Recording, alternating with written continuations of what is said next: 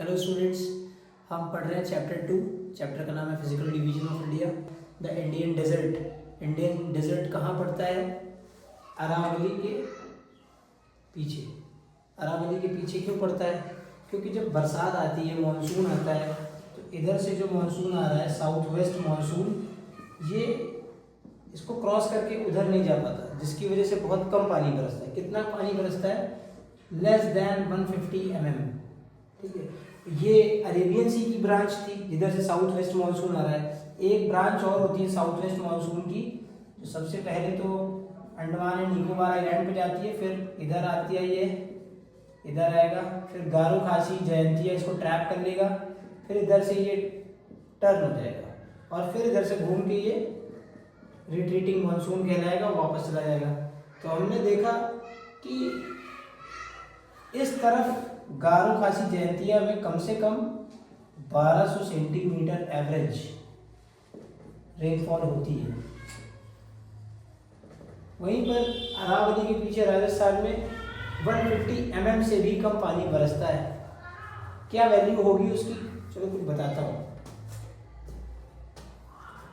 Millimetre, centimetre, decimetre, metre, decametre, hectometre, kilometre, सबके बीच में 10-10 का गैप होता है।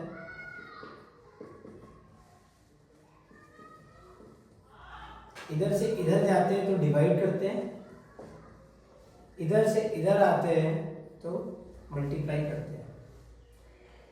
क्या है? 150 mm पानी बरसता है। ठीक, मुझे इधर से इधर जाना है, सेंटीमीटर पे जाना है। कितने का गैप है? 10 का गैप है, तो 150 को 10 से डिवाइड कर देंगे। कितना सेंटीमीटर पानी बरसा? 15 सेंटीमीटर पानी बरसा।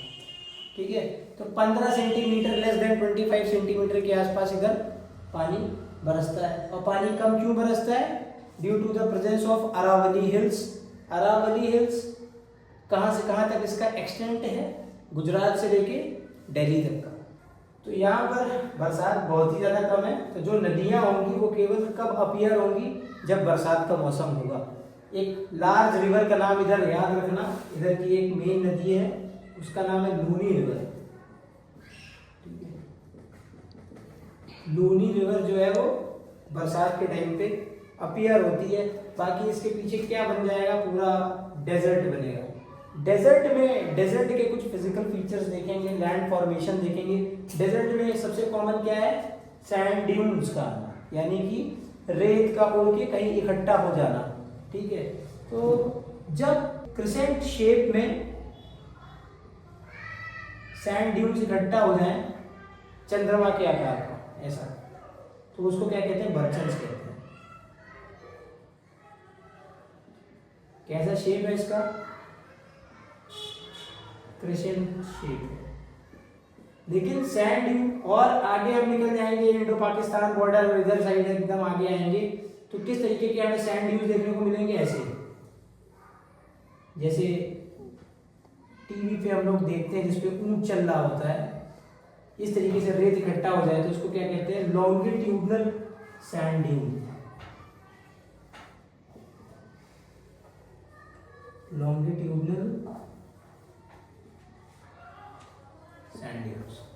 और इसी के साथ ये इंडियन डेजर्ट का पार्ट कंप्लीट हो गया। हेलो स्टूडेंट्स, हम पढ़ेंगे chapter 2 physical division of India का कोस्टल प्लेन्स। तो ये हमने इंडिया का टेपर वाला हिस्सा बना रखा है पहले से ही, ताकि ज़्यादा लंबी वीडियो ना बने। तो हम पढ़ेंगे पहले वेस्टर्न कोस्ट के बारे में। ठीक है, वेस्टर्न कोस्ट कहाँ से शुरू होता है? जिस जगह से नर्मदा नदी का इंटरसेक्शन इधर साइड है अरेबियन सी में, वहाँ से शुरू होता है गुजरात से। गुजरात से लेके गोवा तक का जो हिस्सा है, उस कोस्ट को कहते हैं कोंकण कोस्ट। हमने पहले भी डिस्कस एक बार कर लिया है। गोवा से लेके मैंगलोर पड़ता है कर्नाटका में, गोवा से लेके मैंगलोर तक का जो सेक्शन है, वहाँ का जो कोस्टल प्लेन है उसको कहते हैं कन्नड़ कोस्ट। मैंगलोर से लेके ये पूरा सदर मोस्ट पॉइंट तक का जो पार्ट है उसको कहते हैं केरला का, उसको कहते हैं मालाबार कोस्ट, त्रिवेंद्रम कोस्ट या केरला कोस्ट। कोस्टल प्लेन्स क्या चीज़ है? प्लेन का मतलब मैदानी भाग होता है। जैसा कि हम देख पा रहे हैं ये वेस्टर्न घाट है और इस तरफ अरेबियन सी है। तो अरेबियन सी और वेस्टर्न घाट के बीच में जो मैदानी भाग है उसको प्लेन कह रहे हैं, क्योंकि ये प्लेन कोस्ट पर है इसलिए इसका नाम कोस्टल प्लेन है। ये बात समझ में आ गई। अब यहाँ पर एक स्टेट पड़ता है महाराष्ट्र। महाराष्ट्र में वेस्टर्न घाट पे जो सबसे बड़ा पहाड़ है उसका नाम है कलसुबाई। कलसुबाई की हाइट है 1646 मीटर। ठीक है, ये हाईएस्ट पीक इन महाराष्ट्र है। उसके बाद एक दूसरा और इम्पोर्टेंट पहाड़ है महाराष्ट्र में जिसको कहते हैं महाबलेश्वर। ये 1353 मीटर इसकी हाइट है। ठीक है, उसके बाद मालाबार कोस्ट, त्रिवेंद्रम कोस्ट या केरला कोस्ट, तीनों का इस पूरे कोस्ट का एक ही नाम है जिसको हम अलग अलग नाम से जानते हैं, जिसके अलग अलग नाम ये लिखे हुए मालाबार या त्रिवेंद्रम या केरला कोस्ट। और ये जो अनाई मुड़ी पीक है ये कहाँ पर है? ये है अन्नामलाई हिल्स पर। ANAMALAI अन्नामलाई हिल्स कहाँ है? ये केरला में। ठीक है, तो नीलगिरी हिल्स की सबसे ऊंची, नीलगिरी हिल्स का सबसे ऊंचा पहाड़ क्या है? डोडा बेटा। और अन्नामलाई हिल्स का सबसे ऊंचा पहाड़ कौन सा है? अनाई मुड़ी। और ये जो अनाई मुड़ी है ये पूरे साउथ इंडिया का सबसे ऊंचा पहाड़ है। इसकी हाइट कितनी है? 2695 मीटर। और इस पहाड़ को साउथ इंडिया का एवरेस्ट भी कहा जाता है। ठीक है, उसके बाद जिस जगह पर वेस्टर्न घाट और ईस्टर्न घाट आकर मिल रहे हैं उस जगह पे जो पहाड़ है उसको कहते हैं नीलगिरी हिल्स। और नीलगिरी हिल्स में एक पहाड़ है, नीलगिरी हिल्स मतलब कई सारे पहाड़ों की रेंज, उसके अंदर एक पहाड़ है जिसका नाम है डोडा बेटा। ये पहाड़ कहाँ पड़ता है? तमिलनाडु में पड़ता है। ये नीलगिरी का सबसे ऊंचा पहाड़ है डोडा बेटा। पूरे साउथ इंडिया का जो सबसे ऊंचा पहाड़ है वो है अनाईमुड़ी, और नीलगिरी का जो सबसे ऊंचा पहाड़ है वो क्या है? डोडा बेटा, जिसकी हाइट कितनी है? 2637 मीटर, जो कि तमिलनाडु में पड़ता है। जिस जगह पर वेस्टर्न घाट ईस्टर्न घाट मिलते हैं वहां पर नीलगिरी हिल्स है। और नीलगिरी हिल्स के नीचे एक और पहाड़ है जिसका नाम है कार्डामोम हिल्स। इतनी बात समझ में आ गई। इसके बाद हम चलेंगे, अभी वेस्टर्न घाट में एक पॉइंट और रह गया कि हम लोग वेस्टर्न कोस्ट पढ़ रहे हैं, तो हम एक बार ये रिवाइज कर लेते हैं कि वेस्टर्न घाट की जो एवरेज हाइट है वो कितनी है? 900 से 1600 मीटर है। और वेस्टर्न घाट की जो हाइट है वो इससे ज्यादा ऊंची है जैसा कि हम देख रहे हैं। और वेस्टर्न घाट रेगुलर फॉर्मेशन में है, लेकिन जो ईस्टर्न घाट है ये डिजेक्टेड है, टूटे हुए फॉर्म में। और ये जो टेपर पार्ट है ये साउथ ईस्ट की तरफ बेंड है, तभी सारी नदियां इधर जा रही है बे ऑफ बंगाल में।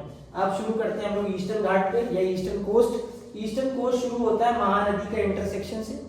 उसके बाद यहाँ पर क्या है, किसके किसके बीच में ये कोस्टल प्लेन पड़ रहा है? बे ऑफ बंगाल के बीच में और ईस्टर्न घाट के बीच में पड़ रहा है। ठीक, अब इसको दो हिस्से में बांटा गया है। जैसे इसको 3 हिस्से में बांटा गया था, कोंकण कोस्ट, कन्नड़ कोस्ट या मालाबार कोस्ट या त्रिवेंद्रम कोस्ट या केरला कोस्ट, उसी तरीके से ईस्टर्न घाट को 2 हिस्से में बांटा गया है। जो लाइन इसको बांटती है उसको कहते हैं 16 डिग्री नॉर्दर्न लैटिट्यूड। ये 16 डिग्री नॉर्दर्न लैटिट्यूड पड़ता है कृष्णा कावेरी रिवर बेसिन के पास। कहाँ पड़ता है? कृष्णा कावेरी रिवर बेसिन के पास पड़ता है। कृष्णा कावेरी रिवर बेसिन से जो 16 डिग्री नॉर्दर्न लैटिट्यूड पास हो रही है, इसके ऊपर का जो पार्ट होगा, basically most of the Andhra Pradesh, Orissa and some part of West Bengal is known as Northern Sarkar. क्या कहते हैं? नॉर्दर्न सरकार्स। सरकार की स्पेलिंग CIR, सरकार की स्पेलिंग CIRCARS। ठीक है, ये जो नॉर्दर्न सरकार है इसका जो आंध्र प्रदेश वाला कोस्ट है उसको कहेंगे आंध्रा कोस्ट, और जो उड़ीसा पे जो नॉर्दर्न सरकार का पार्ट पड़ता है उड़ीसा वाले कोस्ट को उत्कल कोस्ट कहते हैं। ठीक, 16 डिग्री नॉर्दर्न लैटिट्यूड के बाद most of the part of the Tamil Nadu, the coastal plain is known as Coromandel coast. इसको हम लोग क्या कहते हैं? कोरोमंडल कोस्ट कहते हैं। एक बात और हम जान लेते हैं कि तमिलनाडु में, इसके बारे में पहले चर्चा कर चुके हैं लेकिन देख लेते हैं, हमने यहाँ लिखा है तमिलनाडु में दुनिया की सबसे बड़ी, सबसे हाइट पर टी गार्डन है जिसका नाम है कोलुकुमलाई। ठीक है, वैसे तो चाय की खेती कहाँ पर सबसे ज्यादा होती है? असम में। और कर्नाटका में किसकी खेती करते हैं? कॉफी की, प्लांटेशन करते हैं, plantation crops.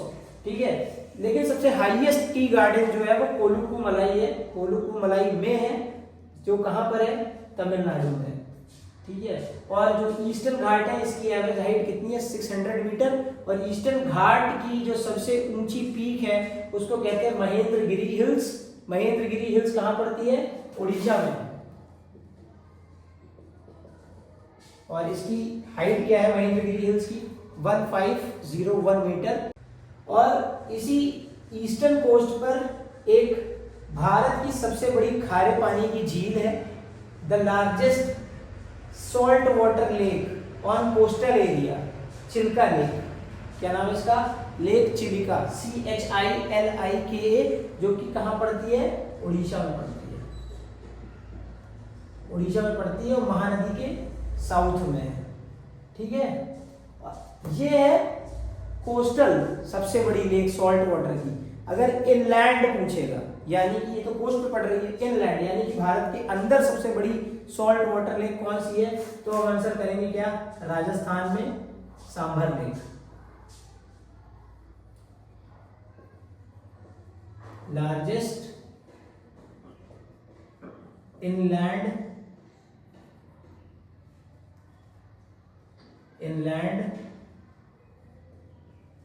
Salt water lake. ये क्या है, लार्जेस्ट कोस्ट,